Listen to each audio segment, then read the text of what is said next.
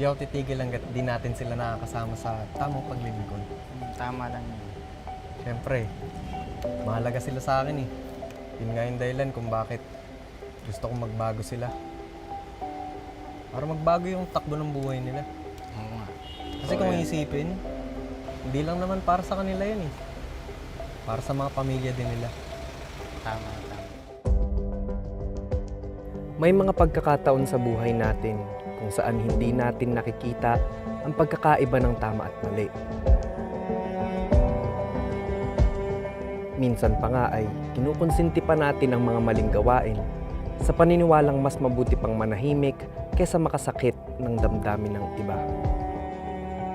Hindi dapat isaalang-alang ang pagiging magkaibigan para mahadlangan ang paggawa ng tama.